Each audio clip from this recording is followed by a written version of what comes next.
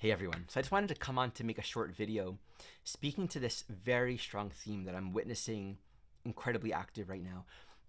Mars Pluto is hard.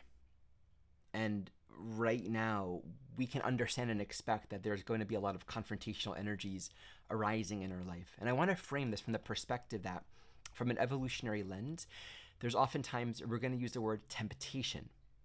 Temptations arise that want to, it seems, lead us towards fear, victimization, getting lost in our anger, or on the other side, which is sometimes worse, losing our energy, feeling overwhelmed or incapable of responding to or fulfilling our desires or actually moving in any kind of meaningful direction, losing a sense of our own free will and our own agency.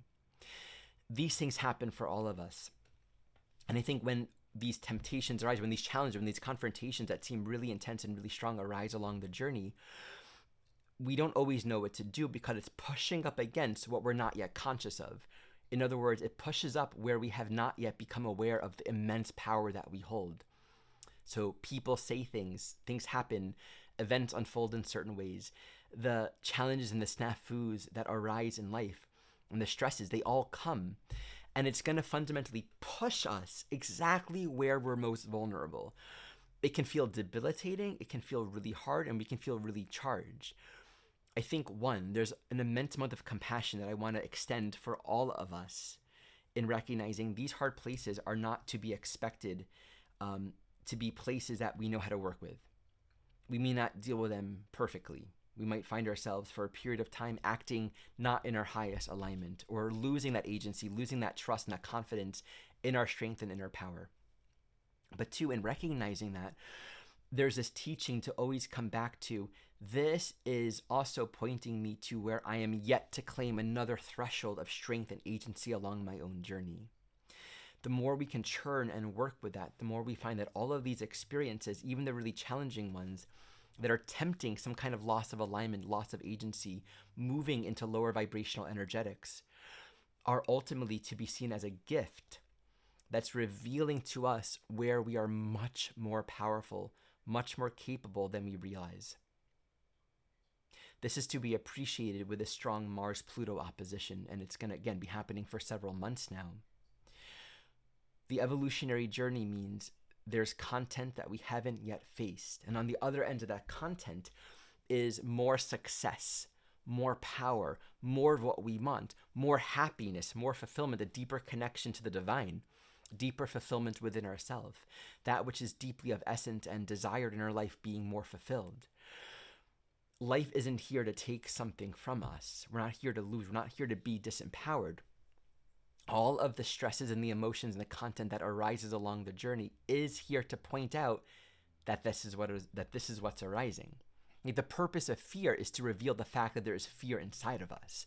The purpose of stress or shutdown or disempowerment is to reveal that these energetics are inside of us, now revealing itself to us. The fever breaks when it's actually in process of being healed. So just to practice and hold to the extent that we can this kind, loving, compassionate perspective that there's something healing, and to stick with it. Trust the timing, trust the flow. And if we have a purpose, Mars wants to go, it has something to do. Life isn't trying to thwart us from that. It's actually trying to strengthen us to make us more strong, more capable, and more able. And lastly, I want to say, we strengthen this practice of determination and clarity and empowerment throughout all experiences by refusing to punish and shame and blame and hurt other people for their mistakes, for how they behave, for what they seem to do. Because that, again, is giving into a sort of temptation to be perceiving this threat, this thwart, this thing that's happening on the outside that's taking our own power away.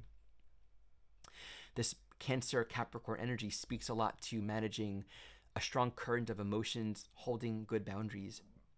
But to every strong psychological trigger that we feel and that we experience, and we want to project the attack and blame on the outside, is for us, yet again, another threshold of healing. And there are ways of dealing with boundaries and, how we arrange ourselves in this human experience without losing the clarity and the peacefulness that wants to thrive and live inside of us. So we really strengthen ourselves in how we choose and how we are committed to relate to and see one another. All right, those are my thoughts for right now. Thank you for watching.